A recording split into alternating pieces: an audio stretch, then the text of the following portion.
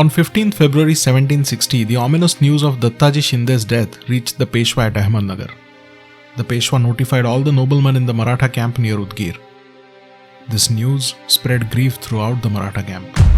The cunning statesman that the Nizam was realized that he had the chance to negate the effects of this defeat at Udgir. He knew that the Marathas could not afford to spend any more time in negotiations, so he delayed the negotiation talks.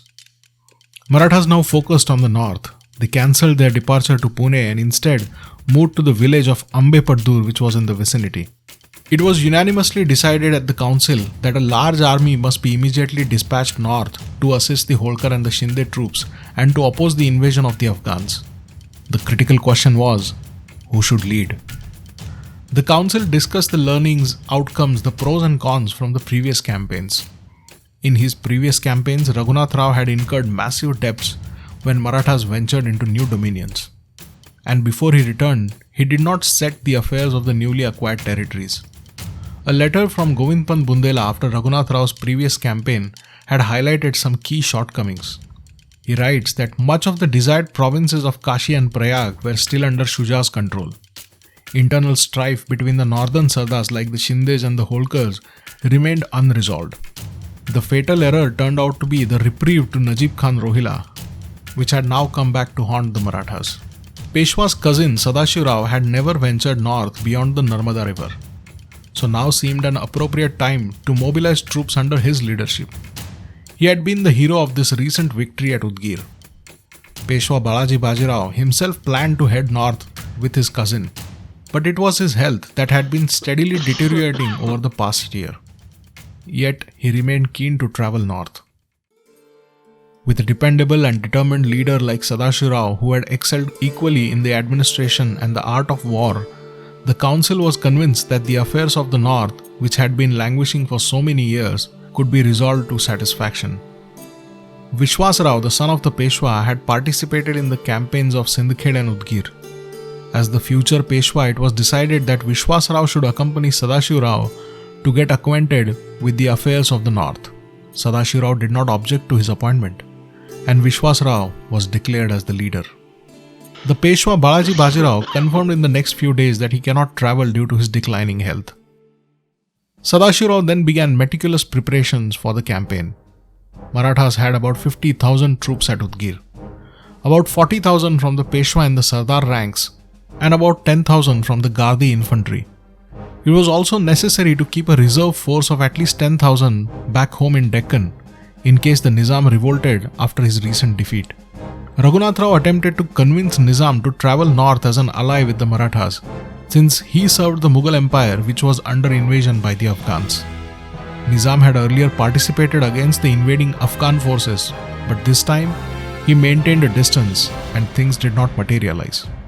Eminent nobles such as Samsher Bahadur, Balwantrao Mehendale, Yashwantrao Pawar, Amar Singh, Satwoji and Sakhaji Jadhavrao, Vittal Shivdev Vinsurkar, Sonji Bhapkar, Damaji Gaikwad, Manaji Paigude, Subhanrao Mane, Bajihari Supekar, Khanderao Naik Nimbalkar, Dadaji Darekar, Shahaji Zamre, and many such heavyweights joined Sadashivrao with their troops for this vital campaign. Nana Purandare, Hari Shivram Khasgiwale, and Nana Fadnavis, who emerged as the Maratha Machiavelli in the later era, handled the administration under Sadashivrao. Among this group were Antaji Mankeshwar, Naroshankar and Mahipatrao Chitnis. These were the men who were familiar with the northern affairs and its intricacies. Guerrilla warfare was the famous battle style of the Marathas. Ibrahim Khan Gardi expressed his concerns that if the Maratha army planned raids with guerrilla warfare and escaped in the midst of the battle, his men would be left to perish. It was not possible for him to marshal his large artillery to suit the traditional Maratha battle style. Sadashivrao promised him that he would never ditch the artillery or the Gardi infantry on the battlefield. The forts at Ahmednagar and Burhanpur had ample supply of ammunition and weapons. They were thoroughly inspected and ordered to be sent for the campaign. As the Sardars began to mobilize their troops, the army quickly grew to about 40-50,000 strong. Thus on 14th March 1760, the troops were ready. Sadashivrao bid farewell to the Peshwa and started his journey north. His first halt was not very far, 26 miles north of Pattur at Sindhkhed.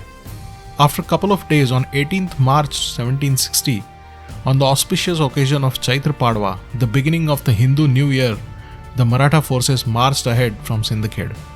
Sadashivrao arrived at Burhanpur on 4th April 1760. The Marathas seized the fort of Ashirgarh, which was promised to them as per the recent treaty with the Nizam. Soon he crossed the Narmada river at the Handia crossing and reached Sironj via Sihor and Vidisha. From here he wrote to his prime generals in the north, Jankoji Shinde and Malharrao Holkar, asking about the current situation in the north and their plans. In reply, Malharrao Holkar asked Sadashivrao to meet him at Gwalior. By now the Afghan army had made several advancements after their victory at the Battle of Buradi Ghat. Ahmad Shah Abdali deputed Yaqub Ali Khan, the cousin of his Wazir Shah Ali Khan, in charge of the fort of Delhi, while Abdali himself camped at Khizrabad. He then moved south against Surajmal Jat. His next halt was going to be at Basai on 10th February. The armies of Shindes and Holkars, who were awaiting reinforcements from Deccan, faced a grim situation. The senior pro Malharrao met the injured Jankoji at Kotputli. The Holkar and the Shinde troops now merged together. They decided to face the Afghans in their traditional style of guerrilla warfare, the Ganimi Kawa. Letting go of his animosity, Malharrao Holkar requested help from Surajmal Jat. Holkar and Surajmal had bitter relations since the death of Khanderao, the son of Malharrao Holkar, at the siege of Kumheri. The Shinde-Holkar army soon entered the Marwad region. Malharrao Holkar then moved to the hilly region of Mewat, which was southwest of Delhi, to monitor Abdali's movements. A troop from the Afghan army suddenly arrived at Mewat and attacked the small number of Maratha troops which were camped at Mewat. These Maratha troops quickly took to flight but lost many men in the process. A deadly chase ensued. With the Afghan troops on his back, Malharrao Holkar moved west and decided to advance towards Delhi. With Afghans choking the traditional route of Rewari, Holkar moved to Mahendragarh via Narnaul. He was chased by a troop of Afghan riders. On the 24th of February, he reached near Delhi via Bahadurgarh, endlessly being followed by the Afghans. Holkar then quickly crossed the Yamuna river and entered the Doab. He was accompanied by his Diwan Gangadhar Chandrachud. On 28th, the Maratha forces raided Sikandarabad and captured the city after a brief skirmish. It was the eve of Hutashani Purnima. The Maratha troops celebrated Holi in Sikandara. Abdali was in hot pursuit. He dispatched 35,000 strong army with Jahan Khan and Najib Khan Rohilla to attack the Marathas in the Doab. On 4th March, they raided Sikandarabad. Holkar's troops could not hold ground. They quickly retreated to guerrilla approach. They were badly defeated. With nowhere to hide since the garrison was lost, they quickly took to flight. Dejected, Gangadhar Chandrachud retired with his troops to Mathura, while Malharrao Holkar moved south and retreated towards Agra, pursued by the Afghan troops. Their traditional guerrilla warfare had failed the Marathas in the northern plains. When the Marathas withdrew from the Doab, Abdali quickly moved to the city of Kol Jaleshwar. The Jats controlled the nearby fort called Ramgarh. Abdali besieged the fort for about 2 weeks and then captured the fort on 26th of March 1760. By the end of May 1760, most of the Maratha outposts were overrun by the Afghans in the Doab. Most of the northern lords in the Doab and Rohilkhand were against the Marathas. With the Doab under control, Najib Khan Rohilla tirelessly pursued to unite them against the Marathas. Chiefs like Hafiz Rahmat Khan from Rampur, his cousin Dundi Khan, joined the Afghan side at the request of Najib Khan Rohilla. The cunning Najib Khan conveniently used the tool of religion when needed. People like Qazi Idris and Shah Waliullah rallied for his cause in the name of religion when they saw reluctance or defections. Thus, Ahmad Shah Abdali, the invader, was no longer considered the enemy of Hindustan, but now a Ghazi, the savior of Islam.